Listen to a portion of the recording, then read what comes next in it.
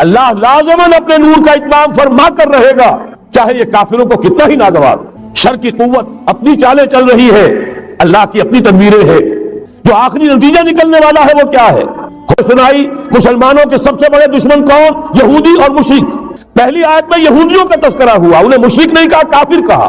یہ بات تو ہو کر رہے گی، اور اس کو نوٹ کر لیجئے کہ چونکہ حضور کی بعثت ہوئی پوری نوع انسانی کے لیے، وَمَا أَرْسَلْنَاكَ إِلَّا كَافَّةً لِلنَّاسِ بَشِيرًا وَنَذِيرًا، جب تک پوری نوع انسانی پر اللہ کا دین غالب نہ ہو جائے، اس آیت مبارکہ میں اللہ کا جس فیصلہ کا اعلان کیا گیا ہے گویا کہ ابھی وہ پورا نہیں ہوا، ہونا ہے۔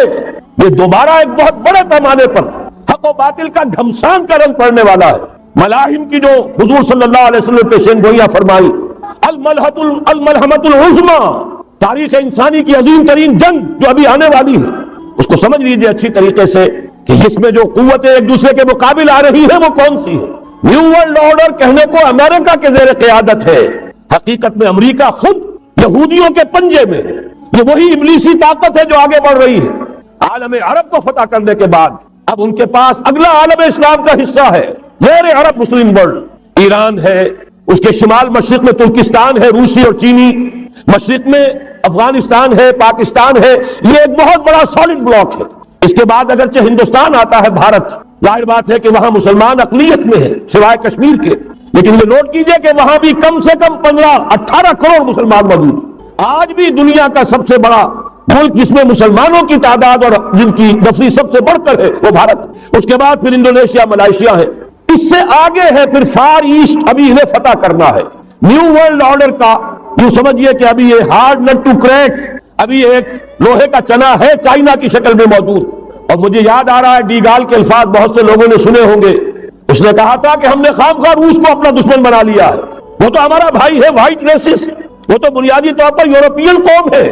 Beware of the yellow masses of the east, تمہیں گھبرانا چاہیے، تمہیں خبر لینی چاہیے۔ وہ مشرق بعید کے جو زرد رو لوگ ہیں، China, Indo China, Japan, yellow race, ابھی اس نیو ورلڈ آرڈر کے لیے جو فتح عالم اور تسخیر عالم کا پروگرام ہے، اس میں پہلے غیر عرب مسلمان دنیا اور پھر یہ فار ایسٹ کا خاص طور پر یلو ماسز، یہ ہے کہ جنہیں ابھی انہیں ٹیکل کرنا ہے۔ اور اسی لیے میں عرض کرنا چاہتا ہوں، حقائق ہمارے سامنے رہنا چاہیے۔ یہ 45 برس کے بعد امریکہ کو کیسے خیال آ گیا کہ کشمیر کا مسئلہ واقعی ہے، ساقی نے کچھ ملا نہ دیا ہو شراب میں؟ یہ کہاں سے رابن رافیل آئی پچھلے سال اور مسئلے کو زندہ کر کے چل دی؟ ہم خوش ہوئے، امریکہ نے مان لیا۔ حقیقت میں امریکہ کی نظر ہے اور وہ اس کو چاہتے ہیں کہ کوئی دوسرا اسرائیل بنائے، آزاد بنا کر اس کو اپنے تسلط میں لے۔ اس لیے کہ اگر جو پروگرام ہے، اگر وہاں پر فرض کیجئے بہت مطالبہ ہمارا مان لیا جائے، پلیبسائٹ کرایا جائے، اس کا نتیجہ کیا ہوگا؟ آپ کو آزاد کشمیر سے بھی اپنی فوجیں نکالنی پڑیں گی، آپ کو گلگت اور بلتستان سے بھی فوجیں نکالنی پڑیں گی، بھارت بھی ادھر سے فوجیں نکالے گا، اور رہ جائے گا کون؟ یہ ٹھاٹ پڑا رہ جائے گا جب لاج چلے گا بنجارا، وہ کون جائے گا؟ پھر تو وہی راج کرے گا جو UNO پر قابل ہے، اور پھر ظاہر بات ہے کہ اس کے پاس دولت کے انبار اور جو بھی ان کی چالاکیاں اور ہوشیاریاں ہیں، ہو سکتا ہے کہ وہ اسے ایک نئے اسرائیل کی شکل دے دے۔ بہرحال ایک طرف تو بدی کی یہ قوتیں ہیں، اس کے مقابلے میں خیر کی قوت کون سی ہے؟ خیر کی توقع کہاں سے؟ اس سے پہلے کہ میں اس موضوع پر آؤں، اب میں آپ کے سامنے وہ نوید خلافت جو میری آج کی گفتگو کا عنوان ہے، اگرچہ کنٹراسٹ بہت بڑا ہے، حالات اتنے خراب، خیر کی کوئی امید نہیں، کہیں سے کوئی اچھی خبر نہیں آتی۔ اللہ نے تو اپنے رسول صلی اللہ علیہ وسلم کو بھیجا ہی اس لیے ہے، اس قطعی فیصلے کے ساتھ بھیجا ہے، الہدا، کتاب ہدایت، ہدایت کاملہ قرآن مجید دے کر، دین حق، نظام عدل، عدل و قسط، نظام عدل اجتماعی، سچا دین، سچا نظام دے کر بھیجا تاکہ غالب کرے اسے کل کے کل دین پر، پورے نظام زندگی پر، وَلَوْ كَرِهَ الْمُشْرِكُونَ، چاہے یہ مشرکوں کو کتنا ہی ناگوار ہو۔ اسی لیے کہا تھا اقبال نے، وقت فرصت ہے کہاں، کام ابھی باقی ہے، نور توحید کا اتمام ابھی باقی ہے، کل روح ارضی پر، کل عالم انسانیت پر اللہ کا دین غالب ہو کر رہے۔ اس کی پھر نوید جو اور سورہ نور میں آئی ہے، اگر آپ کے پاس یہ ہے موجود، 4 ورقہ نکال لیجئے، متن کو دیکھیے۔ خلافت کا وعدہ، حدیث مبارک ہے حضرت نعمان بن بشیر، یہ آیت جو ہے یہ سورہ نور کی ہے، وعد اللہ الذین آمنوا منکم وعملوا الصالحات، مسلمانوں تم میں سے جو لوگ ایمان اور عمل صالح کا حق ادا کر دیں گے، دعا کیجئے اللہم ربنا اجعلنا منہم، اللہ ہمیں اس کی توفیق دے، اللہم وفقنا لہذا، اللہ ہمیں اس کی توفیق عطا فرما۔ لیکن اگر تم یہ کر دو گے تو اللہ کے 3 وعدے ہیں، لَيَسْتَخْلِفَنَّهُمْ فِي الْأَرْضِ كَمَا اسْتَخْلَفَ الَّذِينَ مِنْ قَبْلِهِمْ، انہیں زمین میں خلافت عطا کرے گا لازماً، جیسے کہ ان سے پہلوں کو عطا کی تھی۔ یاد کر لیجئے وہ آیت سورہ صاد کی، یا داؤد انا جعلناک خلیفۃ فی الارض، جیسے حضرت داؤد حضرت سلیمان کو خلافت اور حکومت عطا کی، ایسے ہی مسلمانوں تمہیں عطا کرے۔ وَلَا يُمَكِّنَنَّ لَهُمْ دِينَهُمُ الَّذِي ارْتَضَىٰ لَهُمْ، اور ان کا وہ دین اسلام جو اللہ نے ان کے لیے پسند کر لیا ہے اسے تمکن غلبہ عطا کرے گا۔ وَلَا يُبَدِّلَنَّهُم مِّن بَعْدِ خَوْفِهِمْ أَمْنًا، اور وہ بدل دے گا خوف کی حالت کو امن کی حالت سے۔ یہ 3 وعدے اصل میں ایک ہی ہیں، مسلمانوں کو خلافت عطا ہو جائے، ظاہر بات ہے دین کا غلبہ ہوگا، دین کا غلبہ ہو گیا، مسلمانوں کی حکومت ہو گئی، مسلمانوں کے لیے کوئی اندیشہ نہیں، خوف نہیں۔ اب نوٹ کیجئے تاریخی اعتبار سے جو اب وہ خیر کی بات چلنی شروع ہوئی، یہ آیت نازل ہوئی ہے سن 5 کے اواخر میں یا سن 6 کے شروع میں، چونکہ صحابہ کرام دونوں شرطیں پوری کر چکے غزوہ احزاب میں، اپنے صبر اور مصابرت، اپنی استقامت، اپنی قربانی، اس کا پورا ثبوت دے چکے، جبکہ وہ رجلیہ یہ شعر پڑھ رہے تھے، نحن الذین بایعوا محمدا علی الجہاد ما بقینا ابدا، ہم وہ لوگ ہیں جنہوں نے محمد سے صلی اللہ علیہ وسلم جہاد کی بیعت کی ہے، اب یہ جاری رہے گا جب تک جان میں جان دے۔ لہذا شرطیں چونکہ پوری ہو چکی، لہذا اللہ کی طرف سے اس کی جزا، اس کا بدلہ، وعدہ شروع ہو گیا پورا ہونا۔ سن 6 میں صلح حدیبیہ ہو گئی، انا فتحنا لک فتحا مبینا، سن 7 میں خیبر فتح ہو گیا، 8 میں مکہ فتح ہو گیا، 9 میں پورے عرب کی صفائی کر دی گئی، موپنگ اپ آپریشن، فَإِذَا انْسَلَخَ الْأَشْهُرُ الْحُرُمُ فَاقْتُلُوا الْمُشْرِكِينَ حَيْثُ وَجَدتُّمُوهُمْ، گویا کہ پورے جزیرہ نما عرب پر وہ نظام قائم ہو گیا، اللہ کی حکومت اور اس کے نیک بندوں کی خلافت۔ اس کے بعد کل 24 برس میں یہ نظام کہاں سے کہاں پہنچا، ترکستان کے علاقے سے لے کر اور شمالی افریقہ کا اکثر و بیشتر علاقہ شامل، یہاں اب اللہ کا نور جگمگا رہا ہے، توحید کا ڈنکا بج رہا ہے۔ البتہ جیسا کہ میں عرض کر چکا ہوں، پھر وہ یہودی سازش، آپس کا اختلاف، خانہ جنگی قدم رک گئے، نہ صرف یہ کہ قدم رک گئے، حادثہ اس سے بھی بڑا ہوا، زوال شروع ہو گیا۔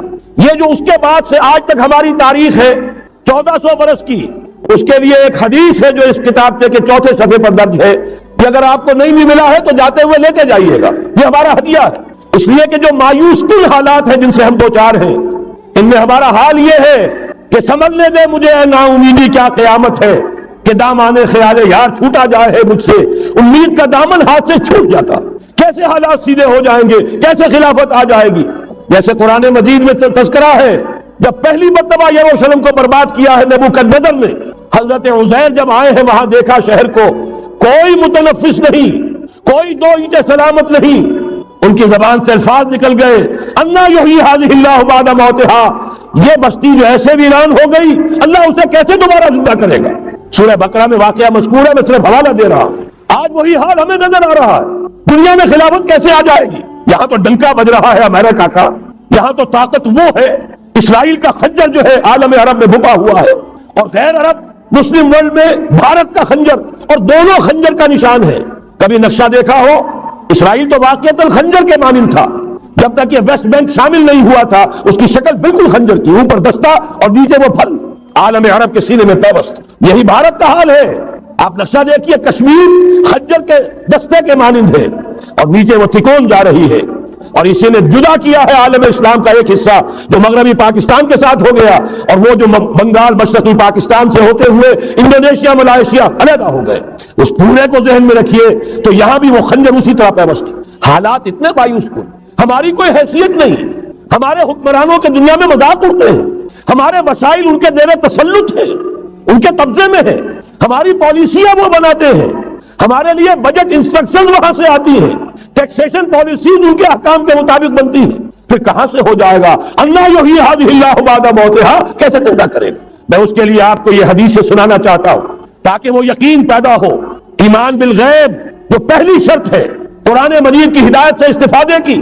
الف لام میم ذالک الکتاب لا ریب فیہ ھدی للمتقین الذین یؤمنون بالغیب۔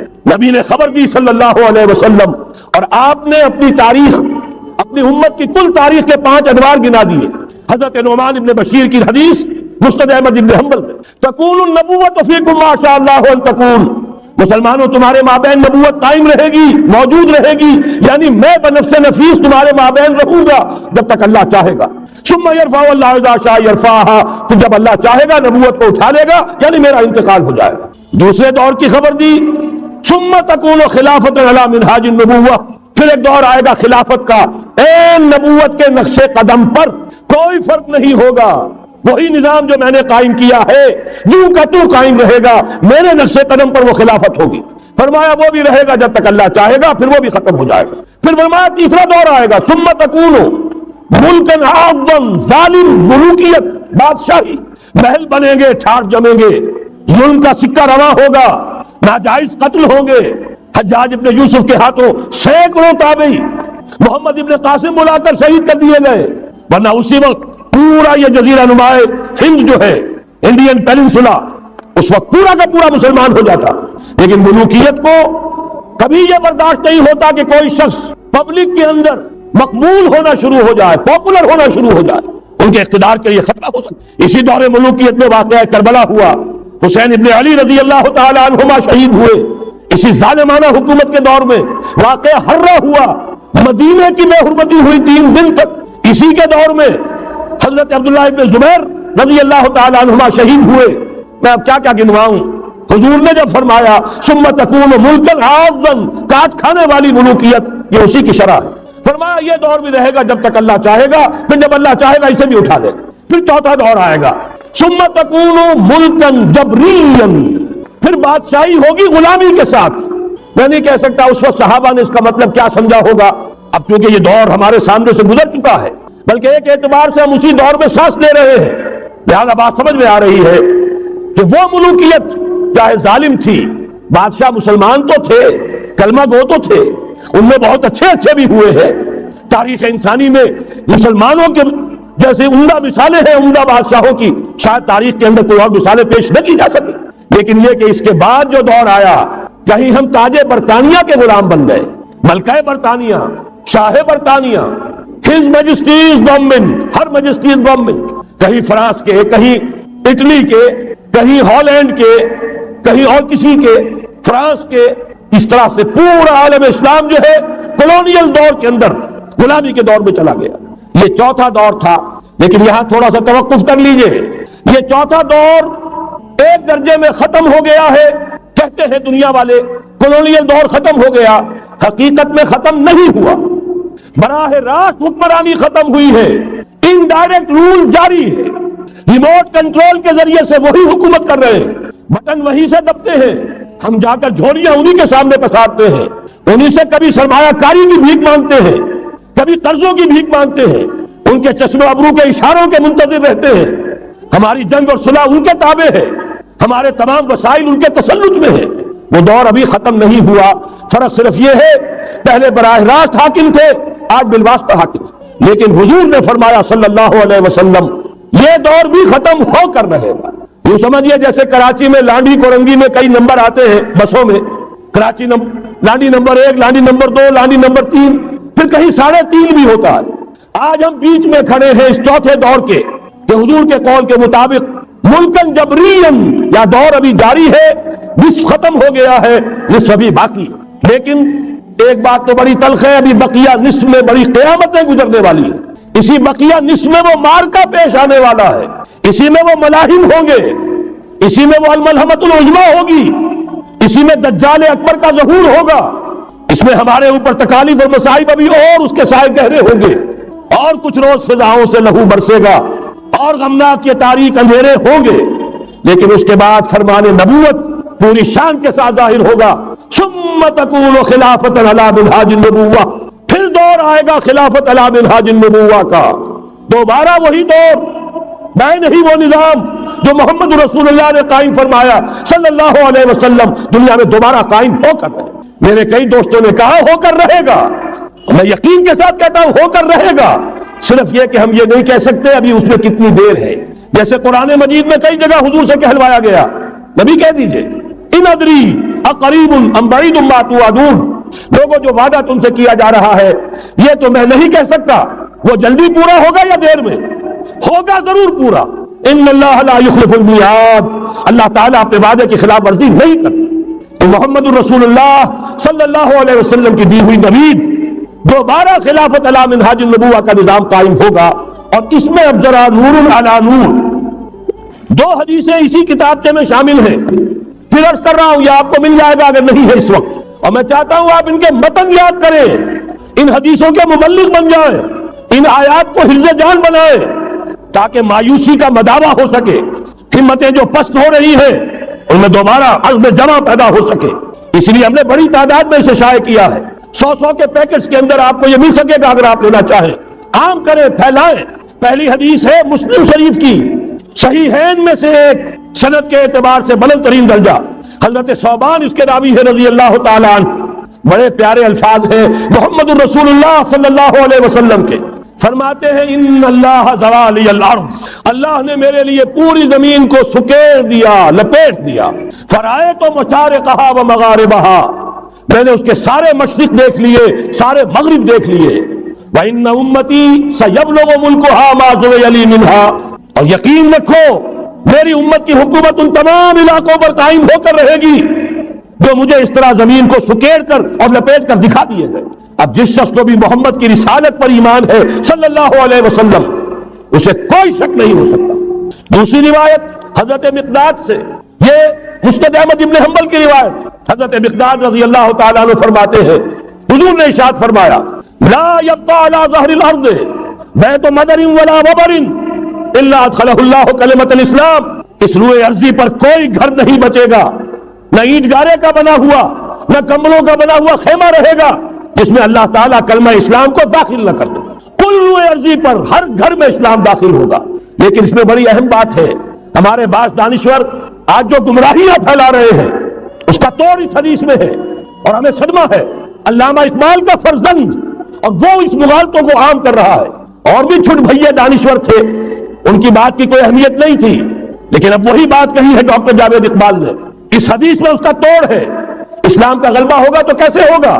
بعز عزیز و ذل ذلیل، یا تو کسی عزت والے کے اعزاز کے ساتھ ہوگا اور یا کسی کمزور کی مغلوبیت کی بنیاد پر ہوگا، اما یعزہم اللہ، یا تو اللہ گھر والوں کو، خیمے والوں کو اعزاز عطا فرمائے گا، فیکونون من اہلہا، وہ اسلام ہی کے کلمے کو قبول کر لیں گے، وَإِمَّا يُذِلُّهُمْ، یا اللہ انہیں مغلوب کر دے گا، فَيَدِينُونَ لَهَا، اور ان کے لیے لازم ہوگا کہ وہ اسلام کی تابع داری اختیار کریں۔ یہی دو راستے ہیں، یہی سورہ توبہ میں بتایا گیا تھا، ان یہودیوں سے، ان نصارہ سے مسلمانوں جنگ جاری رکھو، حتیٰ یؤتوا الجزیۃ عن ید وہم صاغرون، یہاں تک کہ اپنے ہاتھ سے جزیہ پیش کریں، چھوٹے بنے، اسلام کی بالادستی کو قبول کریں۔ میثاق مدینہ یہ تو اصل میں جد و جہد کے دوران کا ایک مرحلہ ہے، دوران میں تو کبھی صورتحال بدلتی ہے، تدبیریں ہوتی ہے، صلح بھی ہوتی ہے، جنگ بھی ہوتی ہے، آخری فیصلہ قرآن کا کیا ہے؟ مسلمان اور غیر مسلم مل کر ایک امت نہیں بن سکتے، ایک ملت نہیں بن سکتے۔ اسی بنیاد پر پاکستان بنایا، دو قومی نظریے کا سب سے بڑا پرچارک علامہ اقبال، وطنی قومیت کی نفی کرنے والا شدید ترین الفاظ میں علامہ اقبال، اور اس کے فرزند جو ہے وہ ایک قوم ہونے کا تصور دے رہے ہیں مسلمانوں اور غیر مسلموں کو۔ یہاں تو ایک ہی راستہ ہے، صحابہ کرام کی فوجیں جب نکلی جہاں گئی، تین آلٹرنیٹیوز، ایمان لے آؤ، ہمارے برابر کے ہوگے، بھائی ہوگے، جان مال عزت آبرو املاک جائیداد ہر چیز جیسی ہے ویسی رہے گی، ہمارے کندھے سے کندھا لگا کر کھڑے ہوگے، یہ نہیں تو چھوٹے بنو، اسلام کی بالادستی قبول کرو، جزیہ دینا منظور کرو، اور یہ بھی نہیں تو صرف ایک تھرڈ آپشن ہے، آؤ میدان میں، تلوار ہمارے اور تمہارے درمیان فیصلہ کرے گی۔ یہ ہے تاریخ۔ آخری بات جو کہی گئی سورہ توبہ میں وہ تو یہ ہے، میثاق مدینہ تو ایک درمیان کی ایک تدبیر ہے، معاہدات ہوتے ہیں، معاہدات تو مشرکین عرب سے ہوئے، اس کی کامل تنسیخ کی، براءۃ من اللہ ورسولہ الی الذین عاہدتم من المشرکین، سارے معاہدات آج ختم کیے جا رہے ہیں، اعلان عام کیا جا رہا ہے، کوئی معاہدہ نہیں ہے، باطل دوئی پسند ہے، حق لا شریک ہے، شرکت میں آنا ہے، حق و باطل لے کر قبول۔ علامہ اقبال تو یہ کہہ رہے ہیں، بہرحال ذہن میں رکھیے حضرت مقداد کی اس حدیث نے بہت بڑا عقدہ حل کیا ہے، اسی لیے جب حضور سے یہ الفاظ سنے حضرت مقداد نے تو کہتے فقلت، میں نے اپنے دل میں یہ کہا وَيَكُونَ الدِّينُ كُلُّهُ لِلَّهِ، یہ جو سورہ انفال میں الفاظ آئے ہیں دین پورا کا پورا اللہ کے لیے ہو جائے گا، یہ تبھی ہوگا جبکہ کل روئے ارضی پر کوئی گھر نہ بچے، کوئی خیمہ نہ رہے جو یا تو اس کے گھر والے اور خیمے والے اسلام لے آئے یا اسلام کی تابع داری قبول کرنے تب کے لیے تیار ہو، تب ہوگا۔ اسی کو اقبال نے کہا تھا جواب شکوہ میں، وقت فرصت ہے کہاں، کام ابھی باقی ہے، نور توحید کا اتمام ابھی باقی۔ لیکن یہ جو حدیثیں میں نے آپ کو سنائی ہے، علامہ اقبال نے در حقیقت انہی کا نقشہ کھینچا ہے۔ آسماں ہوگا سحر کے نور سے آئینہ پوش، اور ظلمت رات کی سیما پا ہو جائے گی، پھر دلوں کو یاد آ جائے گا پیغام سجود، پھر جبھی خاک حرم سے آشنا ہو جائے گی۔ آنکھ جو کچھ دیکھتی ہے لب پہ آ سکتا نہیں، محو حیرت ہوں کہ دنیا کیا سے کیا ہو جائے گی۔ شب گریزہ ہوگی آخر جلوہ خورشید سے، یہ چمن معمور ہوگا نغمہ توحید سے۔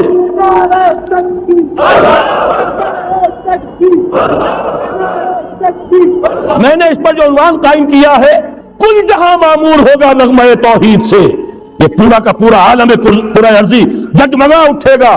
اشرقت الارض بنور ربہا، وہ نور رب کا جب اطمینان ہوگا پوری یہ زمین اس سے چمک اٹھے گی۔ یہ ہے وہ پیشین گوئیاں۔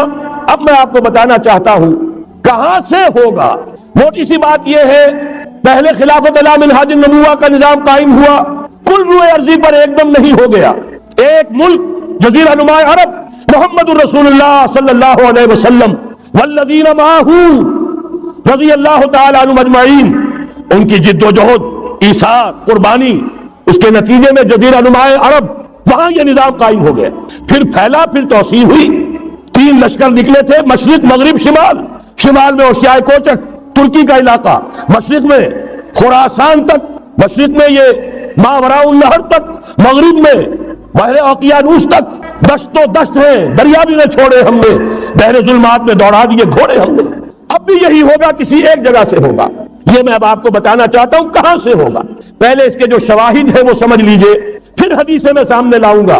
میں نے عرض کیا تھا کہ مغرب سے یہ سیلاب نیو ورلڈ آرڈر کا چلا، جو کہ در حقیقت یہودیوں کا مالیاتی نظام ہے۔ اس مالیاتی شکنجے میں انہوں نے یورپ امریکہ کو جکڑا ہوا ہے۔ اس کے بعد ان کی فتوحات کا دائرہ عالم عرب ان کے شکنجے میں آ چکا۔ ابھی آپ نے خبریں پڑھی ہوں گی، اب تو ہزاروں فنڈامنٹلی سعودی عرب میں گرفتار ہو رہے ہیں، علماء گرفتار ہو رہے ہیں۔ یہ ساری حکومتیں جو امریکہ کے ایجنٹوں پر مشتمل ہیں، در حقیقت یہی سب سے پہلے اپنے ہاں کے جو مسلمان ہیں جنہیں یہ کہتے ہیں کہ یہ فنڈامنٹلسٹ ہیں، سب سے پہلے تشدد ان کی طرف سے ہوگا۔ بہرحال اب اس سے آگے ہے عالم اسلام کا وہ حصہ جس میں میں اور آپ بھی ہیں، یہ غیر عرب عالم اسلام، ایران سے شروع ہو کر پھر افغانستان، جو حضور کے زمانے میں خراسان کہلاتا تھا، یہ پورا افغانستان، کچھ تھوڑا سا حصہ ایران کا، کچھ تھوڑا سا حصہ دوسری ترکستان کا، کچھ حصہ پاکستان کا، یہ سب حضور کے زمانے میں خراسان کہلاتا تھا۔ اس کے ضمن میں جان لیجئے اب یہ نیوکلیس بننے والا ہے، یہاں سے خلافت کا آغاز ہو کر رہے گا۔ اس کے شواہد کیا ہے؟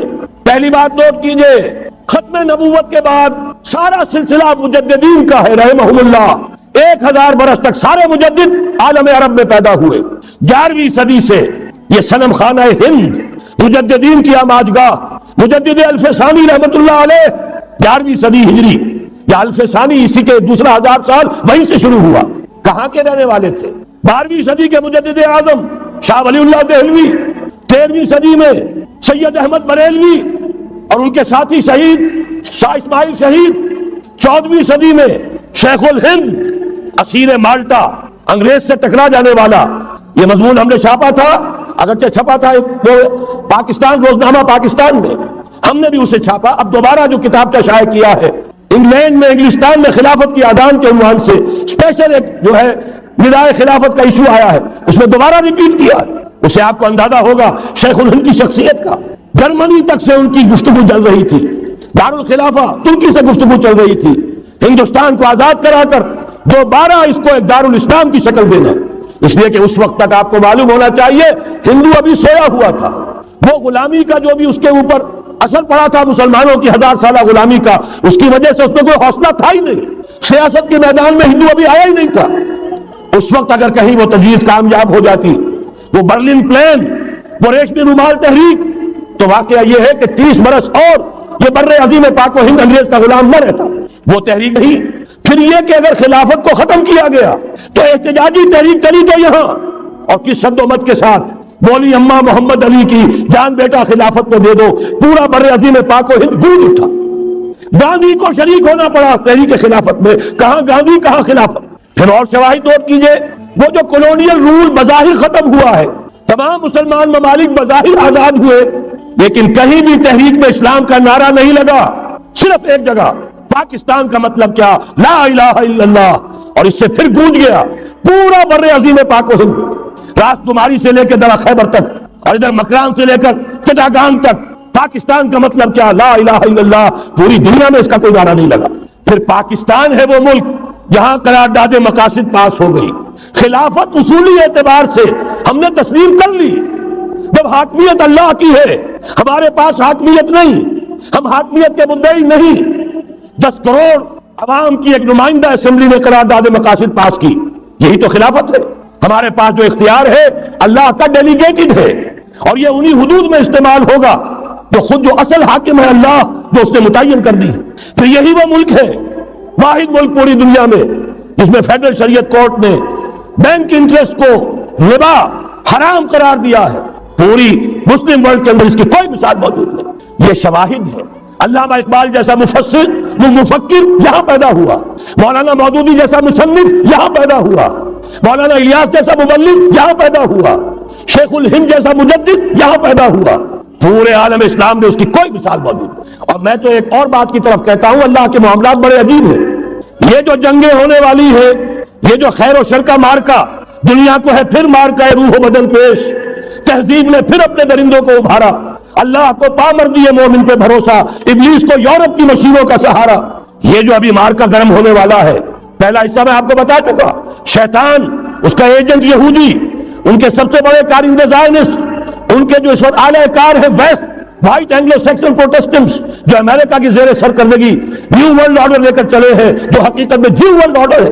دوسری طرف دیکھیے، ذرا غور کیجئے، ایک حدیث نبوی ہے، ما انزل اللہ من دائن الا انزل لہ دواء.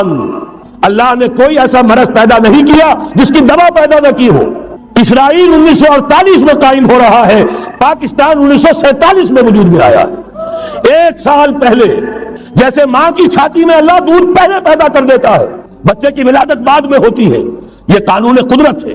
اسی طریقے سے توڑ اس کا در حقیقت اسرائیل کا توڑ ہے جو پاکستان کی شکل میں وجود میں آیا. یہ دوسری بات ہے کہ ہم بھٹک گئے، منزل کا سراغ بھول گئے. ہم آ کر دولت کے پھندوں میں، اور سب سے بڑھ کر یہ کہ جو متروکہ جائیداد کے لالچ، ہم اس میں پڑ گئے، بھول گئے یہ پاکستان کس لیے بنایا تھا، بھٹک گئے.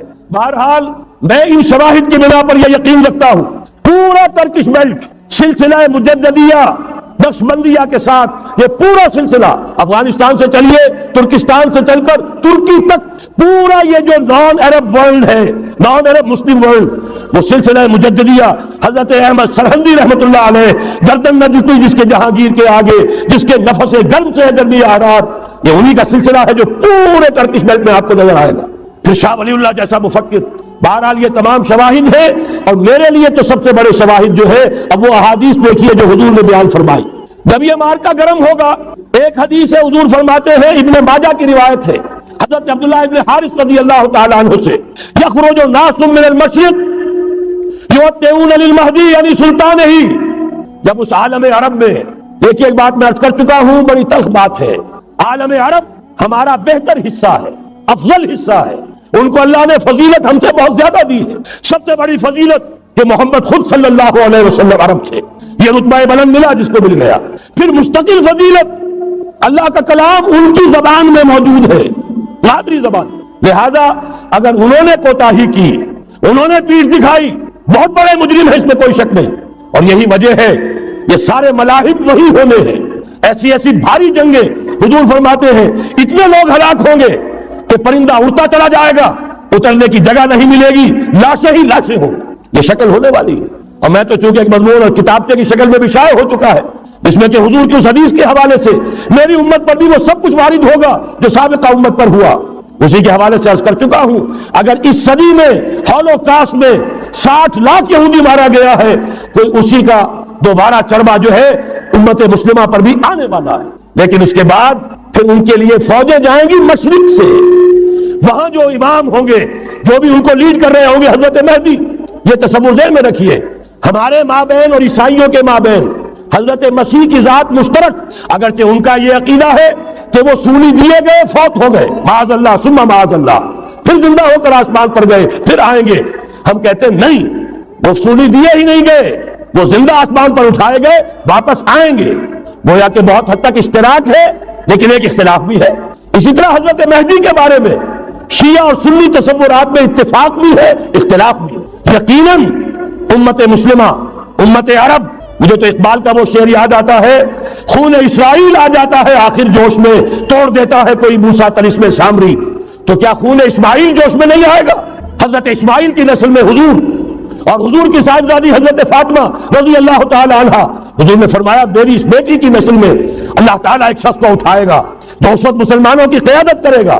یہ چیز ہمارے اور اہل تشیع کے مابین مشترک، فرق یہ ہے وہ سمجھتے ہیں کہ ان کے 12ویں امام کہ جو آج سے 1200 برس قبل روپوش ہو گئے تھے وہ ظاہر ہوں گے، ہمارے نزدیک نہیں، وہ پیدا ہوں گے، نو مولود ہوں گے، عام انسانوں کی طرح آئیں گے، ہوں گے نسل فاطمہ میں سے رضی اللہ تعالی عنہا، اور وہ اس وقت عربوں کی قیادت کریں گے۔ خون اسماعیل آ جائے گا آخر جوش میں، اور کوئی حضرت مہدی وہ آئیں گے اور اٹھیں گے اور قیادت کریں گے، دجال سے مقابلہ کریں گے اور اس ملاحم کے اندر قیادت فرمائیں گے، لیکن ان کی مدد کے لیے مشرق سے فوجیں آئیں گی۔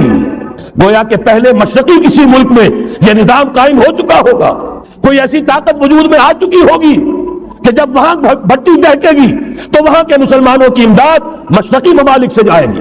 اور ایک دوسری حدیث میں، یہ تو ترمذی کی روایت ہے، کتب حدیث میں تیسرے نمبر پر کتاب یہی ہے، صحیح بخاری، صحیح مسلم، پھر یہ جامع ترمذی، اس میں حضرت ابو ہریرہ سے روایت ہے، یخرج من خراسان رایات سود۔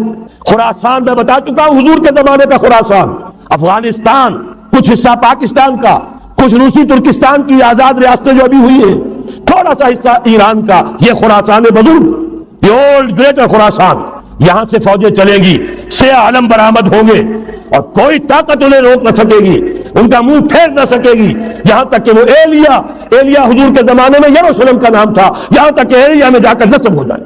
گویا کہ یہ جو ہمارے ہاتھ سے نکلا ہے قبضے سے، پہلے بھی عربوں کے ہاتھوں سے نکلا تھا بیت المقدس، یروشلم، عرب واپس نہیں لے سکے تھے، کرد خون صلاح الدین ایوبی اس نے واپس لیا، عربوں میں دم نہیں رہا تھا، عیاشیوں کی وجہ سے کھوکھلے ہو چکے تھے۔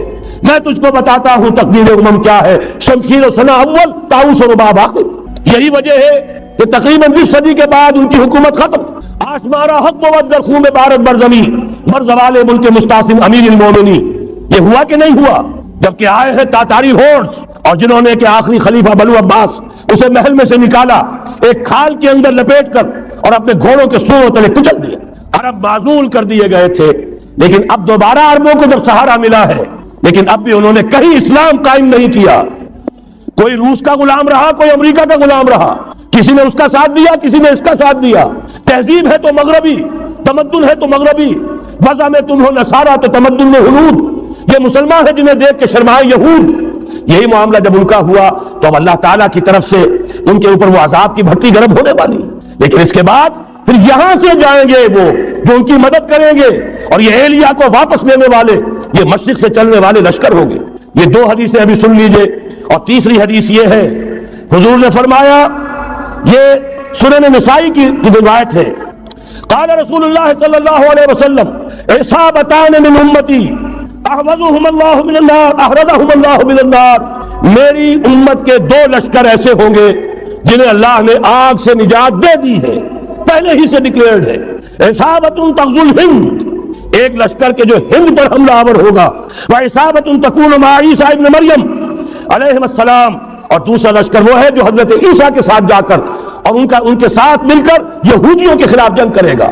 میں اس حدیث کا جو مطلب سمجھتا ہوں واللہ عالم، یہ اسی علاقے میں جب انقلاب آ جائے گا، یہ علاقہ خراسان اور پاکستان، جب یہاں نظام خلافت قائم ہوگا، یہاں سے اسلام کی توسیع ہوگی، اور یہاں سے جانب مشرق ہند اور جانب مغرب یہ جو یہودیوں کا سیلاب آ رہا ہے، ان دونوں کا مقابلہ کرنے کے لیے انشاءاللہ العزیز، ورنہ یہ عصابتان جو ہے ایک حدیث میں جمع کرنے کی کوئی اور حکمت ہو نہیں سکتی، ورنہ تو ہندوستان پہ کئی لشکر آئے ہیں، لیکن یہ کہ در حقیقت اسی وقت جبکہ عالم عرب میں وہ بھٹی دہکے گی، اسی وقت یہاں انقلاب آ چکا ہوگا. ایک طرف یہاں سے مدد کے لیے لشکر جائیں گے کہ جو مسلمان عرب جو ہے ان کی مدد کریں گے, حضرت مہدی کے جھنڈے تلے لڑیں گے, حضرت مہدی کی حکومت کو مستحکم کریں گے جو اطیعون للمہدی. دوسری طرف وہ ہندوستان کی طرف پیش قدمی کریں گے, اور یہیں سے جیسے اس وقت سیلاب نکلا تھا جزیرہ نما عرب سے, ایک داہنی طرف ایک بائیں طرف ایران, افغانستان, ترکستان, ادھر مصر, لیبیا, الجزائر, مراکش, موریتانیہ, اسی طریقے سے انشاءاللہ اسی علاقے سے اس کا آغاز ہوگا اور بات آگے بڑھے گی. تو اصل حاصل کیا ہے؟ یہ ہونا ہے. پچھلے آثار ثابت کر رہے ہیں کہ ہونا ہے, حضور کی احادیث بتا رہی ہے کہ یہی سے ہونا ہے. ہوا صرف یہ ہے ہم بھٹک گئے, ہمیں اپنی منزل یاد نہ رہی. میں تو بہرحال ان لوگوں میں سے ہوں جنہوں نے نعرے لگائے تھے پاکستان کا مطلب کیا, لا الہ الا اللہ. میں سن 46 میں یہاں حبیبیہ ہال میں قائد اعظم نے مسلم اسٹوڈنٹ فیڈریشن کے جس اجلاس کو خطاب کیا تھا, ضلع حصار سے جو 2 ڈیلیگیٹ آئے تھے ان میں سے ایک میں تھا. میں نے بہرحال اس تحریک میں بھی حصہ لیا ہے, ایک ننھے کارکن کی حیثیت سے لیا ہے, پھر حالات کو بدلتے اپنے آنکھوں سے دیکھا ہے. ہم کہاں سے کہاں جا پہنچے ہیں. ضرورت صرف اس بات کی ہے کہ آج ہمارا حال یہ ہے, ہماری قیادت, ہماری سیاست ان لوگوں کے ہاتھ میں ہے کہ وہ فریب خوردہ شاہی کے پلاہو کرگسوں میں, اسے کیا خبر کہ کیا ہے, تب وہ تابے جاوے دانا. ان کی تہذیب مغربی, ان کی ذہنیت مغربی, ان کی وضاقتہ مغربی, ان کا تمدن مغربی, ان کی سوچ مغربی, ان کے سارے اطوار مغربی. لہذا در حقیقت ایک تو یہ کہ ان سے چھٹکارا پانا, اور دوسرے یہ کہ در حقیقت مغرب کی تمام طاقتوں کو للکارنے کے لیے اس قوم کے اندر سے جذبہ ایمان, جذبہ جہاد کو برآمد کرنا. یہ 2 کام ہیں جو کرنے ہیں, اور اگر ہم یہ کر لیں گے, جیسا کہ میں نے آیت آپ کو سنائی تھی, اللہ کا کوئی وعدہ غیر مشروط نہیں. ایمان اور عمل صالح, ایمان اور جہاد, یہ وعدے کرو, پورے کرو گے تو اللہ کا وعدہ بھی پورا ہوگا.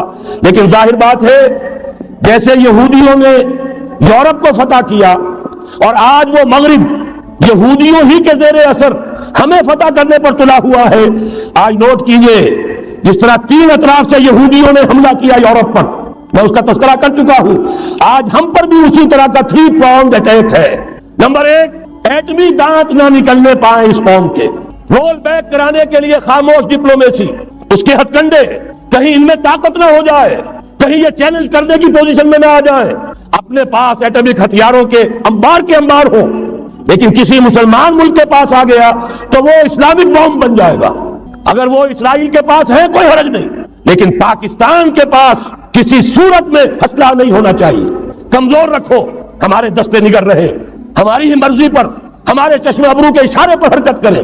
نمبر 2, اباحیت, بے حیائی, عریانی, فحاشی, اس کا سیلاب, اور سب سے بڑھ کر خاندانی نظام کو برباد کرنے کے لیے یہ بہبود آبادی کا پروگرام. اور دیکھیے جادو وہ جو سر چڑھ کر بولے, مسلمانوں کے ہاتھوں کرا رہے ہیں. قاہرہ میں کانفرنس کرائی ہے ایک مسلمان ملک میں, اور یہ کہ اس کو آرگنائز کرنے والی ایک پاکستانی مسلمان عورت. یہ ہے در حقیقت کہ وہ لوگ اگر کرنا بھی چاہتے ہیں تو اس کا الزام بھی براہ راست اپنے اوپر نہیں, بلکہ یہ کہ خود کوئی مسلمان ہو جو یہ کام کرے. اب جو سیلاب آئے گا جس کے لیے مدد بھی دی جا رہی ہے, اس سے ہمارے سارے بندے حیا ٹوٹ کر رہ جائیں گے, خاندانی نظام برم ہو کر رہ جائے گا. جو ابھی تک اللہ کا شکر ہے کہ ہمارے ملک کے اندر انٹیکٹ ہے کچھ اوپر کا طبقہ جو بالکل ہی مغربی تہذیب میں رنگا گیا ہے, ورنہ ہمارے ہاں خاندان کا نظام ابھی انٹیکٹ ہے. لیکن یہ کہ یہ سیلاب بھی بڑی شدت سے آ رہا ہے, یہ چیزیں بیک وقت کیوں ہو رہی ہیں. اور تیسرا اور سب سے زیادہ سٹل وار, سب سے زیادہ یہ سمجھیے کہ جو لطیف, جو کہ ایک طرح کا احسان جتایا جا رہا ہے, ڈالروں کی اب یلغار. اب یہاں پر امریکی سرمایہ, ڈالر چاہے مشرق سے آئے چاہے مغرب سے آئے, وہ یہودیوں کا اعلی کار ہے. آپ نے اگر $1 نوٹ کا اگر کبھی نقشہ دیکھا ہو, اس کے اوپر جو سگنیا بنا ہوا ہے, جو نشان ہے, وہ کیا ہے؟ پیرامڈ, احرام مصر. یہ کن کے لیے اہمیت رکھتے ہیں؟ 1000 یہودیوں کا خون اور ان کی ہڈیاں ان پیرامڈز کے تلے دبی ہوئی. جب یہ احرام بنائے گئے تھے, یہ یہودی وہاں غلامی کے دور میں تھے, بیگار ان سے لی جا رہی تھی. بڑے بڑے پتھر جب گرتے تھے تو پسنے والے یہودی ہوتے تھے. یہ ان کی اپنی جیسے ہولوکاسٹ, جیسے انہوں نے اس کو اپنا سمبل بنایا ہوا ہے, اسی طریقے سے پیرامڈ, مصر کا پیرامڈ, یہ گویا کہ ان کے اس زوال کا ایک نشان ہے. اور اس پر ایک آنکھ بنی ہوئی ہے, ایک آنکھ, کانے دجال کی آنکھ, وہ دیکھ رہی ہے. عجیب ہے یہ سمبل. نیچے لکھا ہوا ہے نووس آرڈو سیکلورم, اور یہ در حقیقت 1776 جو نیچے لکھا ہوا ہے وہ رومن حروف کے اندر یہ 1776 ہے جو میں بتا چکا ہوں آرڈر آف الومناٹی وساپ نے قائم کیا تھا. عام دنیا یہ سمجھتی ہے کہ شاید یہ امریکہ کا یوم آزادی ہے, سن آزادی ہے. یہ 1 مئی اس آرڈر آف الومناٹی کی تاسیس 1 مئی کو ہوئی ہے. یہ 1 مئی جو منایا جاتا ہے دھوکہ یہ دیا گیا ہے کہ یہ شکاگو کے جو مزدور ہیں ان کی یادگار ہے. حقیقت میں یہ 1 مئی اور 1776 آرڈر آف الومناٹی کی تاسیس کی تاریخ. یہ تمام معاملات سمجھ لیجئے. ڈالر در حقیقت ہم نے ابھی تازہ ندائے خلافت میں نعیم صدیقی صاحب کی نظم شائع کی ہے. 45 برس بلکہ شاید اس سے بھی زیادہ عرصے کی پرانی نظم ہے جو ہم نے شائع کی ہے. ڈالر میرے اس دیش کو ناپاک نہ کرنا. اور میں تو انہیں داد دیتا ہوں جو کچھ انہوں نے شاعر کہتے ہیں اس کے جو صاحب شعور ہے, اس صاحب شعور نے جو مشاہدہ کیا ہے کہ ڈالر آئے گا تو کیا آئے گا ہمارے ہاں, اس کی پوری داستان اس تازہ ندائے خلافت میں ہم نے نہ معلوم کہاں سے اس کو کھود کر نکلوایا ہے. ہم ان کا احسان مانتے ہیں کہ انہوں نے اپنی یہ پرانی نظم, اب ان کی جماعت تو سب بھول بھال گئی ان چیزوں کو, اسی لیے وہ اسے تج کر باہر بھی اب آ گئے. بہرحال ہمیں تو ان کی ایک ایک چیز جو ہے, مجھے تو وہ شعر آج کا اگر آپ نے جنگ کا میرا کالم پڑھا ہو, میری تو فکر کے اندر رچ بس گیا ہے. پاکستان کے بارے میں جب کہا تھا اے آندھیوں سنبھل کے چلو اس دیار میں, امید کے چراغ جلائے ہوئے ہیں ہم, ہماری امیدوں کے چراغ ہے یہ. اسلام کا گہوارہ بننے والی ملک ہے یہ, اس کو ہم نے قائم کیا تھا اسلام کے لیے. یہ آندھیاں نہ چلے, اس ملک کو ہم نے اسلام کے چراغ جو ہے ہم نے اس میں روشن کیے ہوئے ہیں. اے آندھیوں سنبھل کے چلو اس دیار میں, امید کے چراغ جلائے ہوئے ہیں ہم. بہرحال یہ تیسرا سیلاب ہے, ننگی سرمایہ داری جس کی پھر لعنتیں ہوتی ہیں. ایک طرف فقر, ایک طرف احتیاج, ایک طرف بھوک, ایک طرف دولت کے انبار. پہلے بھی ہمارے ہاں فرق کم نہیں ہے, لیکن اب جو ہوگا اگر یہ بات پوری ہو گئی تو ننگی سرمایہ داری, اور سرمایہ داری ہی در حقیقت یہود کا سب سے بڑا ہتھ کنڈا ہے. یہ بینکنگ کا نظام, یہ سارا کا سارا سودی نظام, یہ IMF, یہ ورلڈ بینک, یہی تو ان کے سب سے بڑے ادارے ہیں. تو واقعہ یہ ہے کہ 3 طرف سے ہم پر حملہ ہو رہا ہے. اور یہ سود کے بارے میں کیا کہا تھا اقبال نے, ادربا آخر چمی زائد فتن, اس سود کے ام الخبائث کے پیٹ سے سوائے فتنوں کے اور کیا برآمد ہو سکتا ہے. کس نہ داند لذت قرض حسن, کسی کو قرض حسنہ کی لذت یاد نہیں رہی. بغیر سود کے قرض دو, تمہارے پاس فاضل رکھا ہوا ہے کسی بھائی کو دو کہ وہ اپنی معاشی گاڑی کا پہیہ چلا لے, پھر اصل واپس لے لینا. اگر اتنی ہمت نہیں ہے کہ ان تصدقوا فهو خیر لکم, صدقہ ہی کر دو تو سب سے اچھا ہے, دے ہی ڈالو اپنا فاضل سرمایہ. یسألونک ماذا ينفقون قل العفو, مت رکھو اپنے پاس, یہ گندگی ہے. لیکن اگر بڑے ہی کم ہمت ہو تو کم سے کم قرض حسنہ دو, اپنی اصل رقم واپس لینا. کس نہ دانت لذت قرض حسن, ادربا جاں تیرا دل چو خشت و سنگ. اس لیے کہ سود کے ذریعے سے انسان کے اندر تاریکی پھیل جاتی ہے. دل جو ہے اینٹ کے مانند, پتھر کے مانند سخت ہو جاتا ہے, کٹھور. ثم قست قلوبکم فہی کالحجارۃ او اشد قسوۃ. آدمی درندہ بے دندان و چنگ, اور انسان بغیر اس کے کہ بھیڑیوں والے دانت ہوں اور بھیڑیوں والے پنجے, بھیڑیا بن جاتا ہے. بہرحال اب کرنے کا کام کیا ہے اس کو سمجھیے. اس پوری صورتحال کا میں نے آپ کے سامنے نقشہ پیش کر دیا. ایک طرف مغرب سے نیو ورلڈ آرڈر, جو نیو ورلڈ آرڈر ہے اس وقت کی سپریم پاور آن ارتھ امریکہ کی سرپرستی میں بڑی تیزی کے ساتھ حملہ آور ہے. دوسری طرف وَمَكَرُوا وَمَكَرَ اللَّهُ وَاللَّهُ خَيْرُ الْمَاكِرِينَ, اللہ کو پامردی مومن پہ بھروسہ, ابلیس کو یورپ کی مشینوں کا سہارا. اللہ تعالیٰ نے اسرائیل کا توڑ پاکستان قائم کیا. اللہ تعالیٰ نے اس کے لیے 300 برس کی تاریخ, اس کی تمہید میں مجددین امت یہاں پیدا کیے. یہاں قرارداد مقاصد پاس کرا دی 20ویں صدی عیسوی کے وسط میں, کہ اکبر نام لیتا ہے خدا کا اس زمانے میں. بینک انٹرسٹ کو ربا, سود حرام قرار دیا. یہ سارے شواہد ہیں. اب ضرورت صرف ایک بات کی ہے, ایک زبردست عوامی تحریک اٹھے. یہ عوامی تحریک کیسی ہو؟ نمبر 1, فرقہ واریت سے بلند ہو. یہ فرقہ واریت جو اس وقت بہت بڑا فتنہ بن گیا, جس کی کشیدگی بڑھتی چلی جا رہی ہے, اس کے اندر اگر ہم قوم کے حیثیت سے اگر ملوث ہوتے چلے گئے آخری تباہی آ جائے. فرقہ واریت سے بلند, سیاسی کشمکش سے بلند. یہ سیاسی کشاکش, یہ حزب اختلاف, حزب اقتدار, اس سے بلند, اس سے کوئی بحث نہیں, کوئی دلچسپی نہیں. علاقائیت یا لسانی قومیت, اپنے دنیاوی حقوق کی فکر مت کرو بلکہ آخرت کی فکر کرو.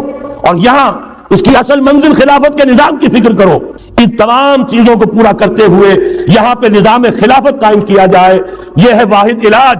اور اسی کے لیے للکارنے کے لیے، اسی کے لیے دعوت دینے کے لیے ہم نے اس تحریک خلافت پاکستان کا آغاز کیا.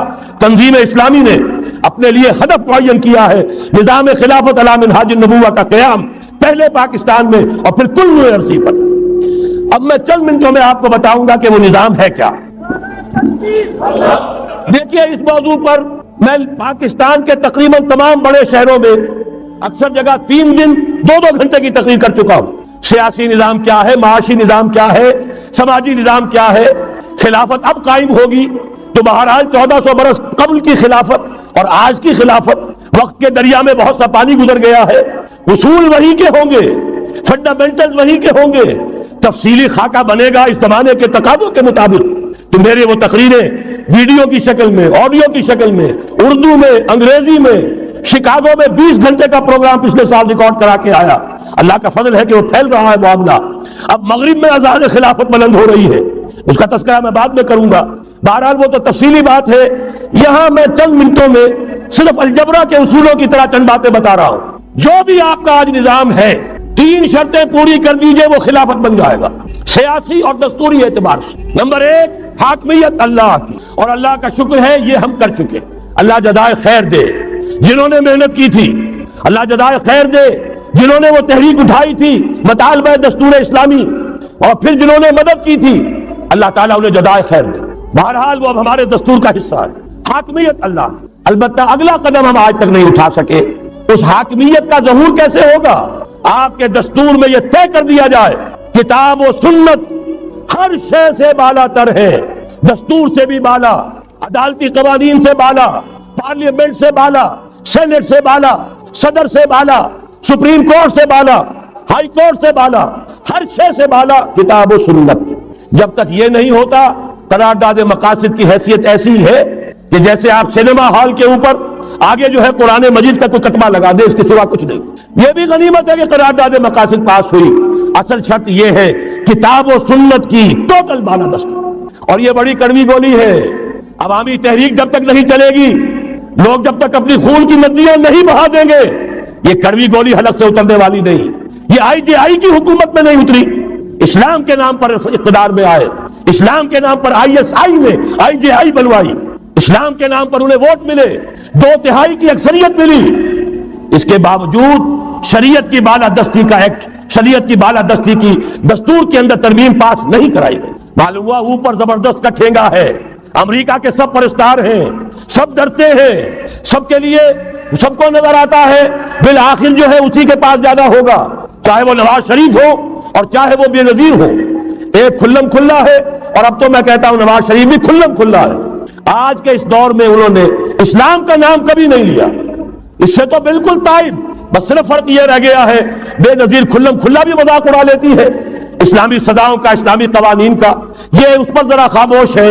لیکن یہ کہ اپنی تحریک میں ہمارے بہت سے جو سیاسی قائدین ہیں مسلمانوں کے، کتنے بیانات آپ نے پڑھے ہوں گے، ذرا اسلام کا نام لے دیں ہم ساتھ ہو جائیں گے. مولانا سمیع الحق صاحب کا بیان آیا، ذرا اسلام کی بات کریں تو ہمارے اور بہت سے علماء اور ہمارے طارق صاحب جو ہے انہوں نے بھی کہا کہ میں ہم ساتھ آ جائیں گے. لیکن یہ کہ بڑا پکا ثابت ہوا نواز شریف اسلام کا نام نہیں لیا. یہ بات جان لیجئے، یہ اس کے بغیر، قربانی کے بغیر اصل یہی منزل ہے، اصل کٹھن یہی ہے. یہ کتاب و سنت کی بالادستی، اس کو قبول کرنا، اختیار کرنا، یہ بغیر عوامی تحریک کے، بغیر قربانیوں کے ممکن نہیں ہوگا. بہرحال دوسری بات یہ، اور تیسری بات، کسی غیر مسلم کو نظام خلافت میں قانون سازی میں شریک نہیں کیا جا سکتا. جس قانون کی بنیاد کتاب و سنت، جو نہ کتاب کو مانے نہ سنت کو مانے، اس کا اس ملک کی قانون ساز اسمبلی میں جانے کا مطلب کیا ہے؟ ان کی علیحدہ اسمبلیاں ہوں، ان کے جو حقوق ہیں مائنورٹیز کی حیثیت سے ان کی گارنٹی دی جائے، ان کی جان، مال، عزت، آبرو کا پورا تحفظ، ان کی پوری مذہبی آزادی، ان کی عبادت گاہوں کی پوری ضمانت ان کی حفاظت کی، ان کا پرسنل لا ہو، سب کچھ ہوگا. قانون سازی میں غیر مسلم شریک نہیں ہو سکتا. نظام خلافت کی اعلیٰ ترین سطح کی پالیسی بنانے میں غیر مسلم شریک نہیں ہو سکتا. یہ معاملات ہمیں، یہ کڑوی گولیاں ہیں، لیکن صرف 3 گولیاں ہضم کر لیجئے، یہ نظام خلافت کا نظام بن جائے گا. البتہ چوتھی بات اور عرض کر دوں، وہ کہتا ہوں بہتر ہے کہ اس پارلیمانی نظام کی لعنت جو انگریزوں کے وراثت کے طور پر ہمیں ملی ہے، اسے چھوڑ کر صدارتی نظام اختیار کیا جائے۔ وہ صدارتی نظام جو نظام خلافت سے قریب تر ہے، انہوں نے ہم سے لیا ہے۔ اقبال نے کہا ہے ہر کجا بینی جہان رنگ و بو، زاں کے از خاکش برو یا دارزو، یا نور مصطفیٰ اورا بہاس، یا ہنوز اندر تلاش مصطفیٰ۔ اگر کوئی اچھائی ان کے پاس ہے وہ نور مصطفیٰ سے مانگی ہوئی ہے۔ یہ خلافت کے نظام کا چربا ہے۔ ایک شخص کو منتخب کرو، اب اسے اختیار دو، اس کے ہاتھ کھلے رکھو، اسے کام کرنے دو۔ ہاں امپیچمنٹ کا نظام ہو، غلط ہو تو اسے سیدھا کرنے کا نظام ہو۔ اس کے لیے آپ امپیچمنٹ کا نظام آج کی جو امریکہ کی حکومت ہے اس میں بھی ہے، اور کیسا ہے کہ ذرا سا اندیشہ ہوا تھا اور نکسن صاحب جو بھاگ کھڑے ہوئے تھے۔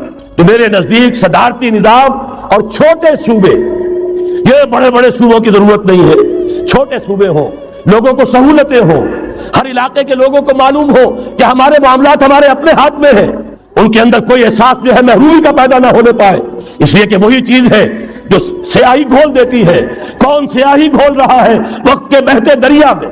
یہ ساری سیاہیاں جو سندھ میں گھل رہی ہیں، بلوچستان میں گھل رہی ہیں، سرائکی کے علاقے میں گھل رہی ہیں، ان سب کا علاج ہے چھوٹے صوبے بناؤ۔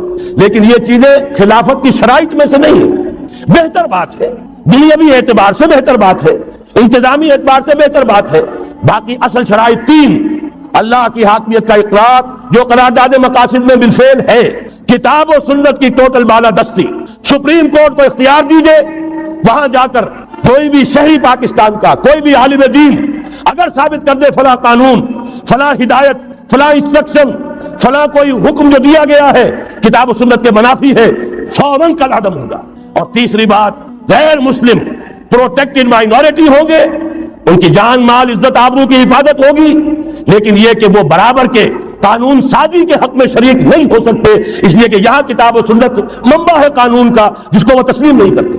اسی طرح یہ معاشی نظام، موجودہ سرمایہ دارانہ نظام، بہت بڑی لعنت، بہت بڑی لعنت، بہت بڑی لعنت۔ لیکن جیسے آپ کو معلوم ہے، آج ہی ابو جہل کہہ دے لا الہ الا اللہ محمد الرسول اللہ، مسلمان بن جاتا۔ کلمہ تو ایک ہی تھا نا۔ ابو طالب کے پاس جب وفد گیا تھا رؤسائے قریش کا، اور انہوں نے کہا تھا کہ اپنے بھتیجے کو روک لو ورنہ اب ہم جو تمہاری بھی رعایت اب نہیں کریں گے، میدان جنگ میں آ جاؤ۔ ابو طالب نے کہا تھا میرا بھتیجا تم سے کیا مانگا؟ ایک کلمہ، ایک کلمہ لا الہ الا اللہ، اور تو اس کو کوئی مطالبہ نہیں۔ انہوں نے کہا، ابو سفیان اس وقت تک کیونکہ ابھی کفر میں تھے، شرک میں تھے، انہوں نے کہا وہ ایک کلمہ جو وہ مانگ رہا ہے وہ ہمارے سارے معبودوں کی نفی کر دیتا ہے۔ وہی تو سب سے بڑی مصیبت ہے کہ میں آپ کو بتا رہا ہوں، تین چیزیں اس سرمایہ دارانہ نظام میں سے نکال دیجئے، یہ اسلامی نظام بن جائے گا۔ تفصیل میں جانے کا موقع نہیں ہے، میں فارمولہ دے رہا ہوں۔ تفصیل میں نے عرض کیا، میرے کیسٹ سے کتابیں ہیں، وہ خطبات خلافت اور کتابی شکل میں بھی آ جائیں گے، انگریزی میں ویڈیو کیسٹ ہے، اردو میں ہے، بڑے بڑے شہروں میں خطبات دے چکا ہوں، مواد موجود ہے۔ لیکن اس پر فارمولہ بتا رہا ہوں، تین چیزیں نکال دیجئے۔ نمبر ایک، سود نکال دیجئے۔ اس میں بھی اللہ کے فضل و کرم سے پیش رفت ہمارے ہاں ہوئی۔ فیڈرل شریعت کورٹ نے فتویٰ دیا اور اتنا زبردست ججمنٹ لکھا ہے، پوری دنیا کے لیے رہنمائی کا ذریعہ بن جائے گا۔ یہی وجہ ہے کہ مجھے معلوم ہوا ہے موجودہ حکومت نے اس کی اشاعت روک دی ہے۔ باہر کے ممالک سے ڈیمانڈ، میں جب انگلستان میں تھا ابھی 2 مہینے قبل، وہاں کچھ لوگوں کے سامنے تذکرہ کیا، انہوں نے کہا ہمیں منگا کے دیجئے، بنگلہ دیش کے مسلمان تھے، ہمیں منگا کے دیجئے۔ میں نے یہاں لکھا، معلوم ہوا کہ نہیں، وہ مل ہی نہیں رہا، بلکہ کہہ دیا گیا اسے مت چھاپو، اس کی اشاعت بند، اس لیے کہ وہ کلمہ خیر کہیں پھیل نہ جائے۔ یہودی کا اگر علاج ہے، جیسے آپ نے سنا تھا بچپن میں کہانیاں، دیو کی جان ایک طوطے کی گردن میں ہے، طوطے کی گردن مروڑ دو گے دیو مر جائے گا۔ یہودی کی جان سود میں ہے۔ یہ سارا ہتھ کنڈا اس کا جو ہے، جو ورلڈ ڈومینیشن یہودی چاہ رہا ہے، وہ مالیاتی نوعیت کی ہے۔ وہ اپنی حکومت قائم نہیں کرنا چاہتا۔ حکومت کے تو بڑے کھکھیڑ ہوتے ہیں، بڑی ذمہ داریاں ہوتی ہیں، لوگوں کی تنقیدیں سننی پڑتی ہیں، بھوکے بھیڑیے کبھی ٹوٹ پڑتے ہیں، لہذا ان کو چھوڑو، حکومت وہ خود کرے۔ ہاں وہ محنت کرے حیوانوں کی طرح، ملائی ہمارے پاس آتی چلی جائے، زندہ رہنے کی حد تک تو ان کو دیں گے۔ جیسے تانگے والا گھوڑے کو بھی آخر دانا تو ڈالتا ہے کہ اگلے دن پھر اسے جوتنا ہے تانگے کے اندر، لیکن اصل کمائی تو اس کی ہے جو ہو رہی ہے۔ صرف یہ مالیاتی نظام اور اس کا ایک ہی لفظ کے اندر توڑ ہے، سود ختم اور یہود کی گویا کہ جان نکل جائے۔ یہی وجہ ہے جیسے ہی فیڈرل شریعت کورٹ کا فیصلہ آیا تھا، وہ جو کوئی چیزیں پائپ کے اندر پڑی ہوئی تھی مدد کی، وہ بھی روک لی گئی۔ یہ قوم کدھر جا رہی ہے؟ یہ تو ہمارے ہاتھ سے نکلی جا رہی ہے، اور جب تک کہ اس کے خلاف IJI کی حکومت کو سپریم کورٹ میں اپیل میں نہیں پہنچا دیا، اس وقت تک یہ ہے $1 جو ہے کہیں سے ادھر سے ادھر ہلنے نہیں دیا. یہ ہے حقائق، اصل میں ان کو سمجھ لیجئے. سود نکال دیجئے، جوا، اسپیکولیشن، فارورڈ ٹریڈنگ کی وہ ساری صورتیں جو صرف بیع سلم ایک جائز ہے، باقی ساری صورتیں حرام ہیں، ان کو نکال دیجئے اور جاگیرداری ختم کر دیجئے. جاگیرداری ختم کرنے کے لیے حضرت عمر کی شمشیر لانی ہوگی، شمشیر فاروقی. ان کا یہ فتویٰ تھا، اجماع تھا کہ جو ملک، جو علاقے بزور شمشیر فتح ہوئے ہیں وہ کسی کی انفرادی ملکیت نہیں رہیں گے، وہ امت مسلمہ کی اجتماعی ملکیت ہے. کوئی انچ زمین، اسی وجہ سے ہمارے ہاں فرق ہے خراجی اور عشری. عشری زمین ملکیتی ہوتی ہے، اس میں سے ایک مسلمان جس کی ملکیتی زمین ہے اس کا وہ 10واں حصہ یا 20واں حصہ پیداوار کا دے کر فارغ. اور جو خراجی زمین ہوتی ہے وہ کسی کی ملکیتی نہیں ہوتی، وہ تو مسلمانوں کی ہے، نظام خلافت کی ہے. جو کام کر رہا ہے چاہے مسلمان ہو چاہے غیر مسلم ہو، وہ کاشت کرے گا، آدھا اس کا ہے، آدھا ریاست کا ہے، بیت المال کا ہے. یہ ہے نظام خراجی کا اور عشری کا فرق. اور حضرت عمر نے طے کر دیا تھا رضی اللہ تعالیٰ عنہ کہ جتنے علاقے فتح ہوئے، یہ مصر ہے، یہ عراق ہے، یہ شام ہے، یہ ایران ہے، ساری زمینیں مسلمانوں کی اجتماعی ملکیت. کام کرنے والے چاہے یہودی ہو، چاہے مجوسی ہو، چاہے عیسائی ہو، چاہے وہ مسلمان ہو جائیں، زمین خراجی رہے گی. زمین سے خراج جائے گا بیت المال میں تاکہ تمام امت کی بہبود میں صرف ہو سکے. 3 کام کر دیجئے، باقی ساری market forces, free economy, personal incentive, personal ownership, ساری چیزیں، سارے اصول جس کی وجہ سے کہ سرمایہ داری کو فتح حاصل ہوئی ہے کمیونزم کے اوپر، وہ سارے اصول اسلام کے اندر موجود ہیں. لیکن سود نکال دو، جوا نکال دو، جاگیرداری نکال دو. اب آؤ اوپن کمپٹیشن، سرمایہ کاری کرو. ابھی آپ نے نظم پڑھی، سرمایہ داری کو ختم کرنا ہے، سرمایہ کاری کو فروغ دینا ہے.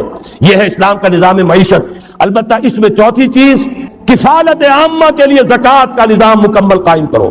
ہر شہری کی بنیادی ضروریات کی پوری ذمہ داری اور کفالت نظام خلافت لیتا ہے. یہاں پھر میں مجبور ہوں کیا کروں، لیکن جب چھڑ گیا قیامت کا، بات پہنچی تیری جوانی تک، خلافت کا تذکرہ ہو اور حضرت عمر کا ذکر نہ آئے، ناممکن. خلافت کا نظام، جیسے آپ کہتے ہیں کہ گلاب کا پھول پورا کھلا ہوا ہے، للی ان بلوم، خلافت کا نظام پورا کھلا ہوا حضرت عمر کے دور میں نظر آتا ہے. اسی وقت کہا تھا حضرت عمر نے رضی اللہ تعالیٰ عنہ کہ اگر دجلہ و فرات کے کنارے کوئی کتا بھی بھوکا مر گیا تو قیامت کے دن عمر ذمہ دار ہوگا. اور جانور تک کا معاملہ ہے. مجوسی کو دیکھ لیا تھا، بوڑھے کو، ایک کہ جو بھیک مانگ رہا تھا، وہاں کے عامل اور گورنر سے ایکسپلینیشن کال کی، یہ بھیک کیوں مانگ رہا ہے؟ جب یہ جوان تھا، کام سکتا تھا، تم اس سے جزیہ لے رہے تھے. اب یہ بوڑھا ہو گیا ہے، کما نہیں سکتا، تم نے اسے بھکاری بنا دیا ہے، اس کا وظیفہ مقرر کرو. ظاہر بات ہے غیر مسلم ٹیکس دیں گے، مسلمان زکوٰۃ دیں گے، مسلمانوں کے لیے زکوٰۃ سے کفالت عامہ ہوگی، غیر مسلموں کے ٹیکسوں کے ذریعے سے. وہی نظام جو آج یورپ میں ہے، اسکینڈینیوین کنٹریز میں ہے، برطانیہ میں ہے، ان امپلائمنٹ الاؤنس ہے.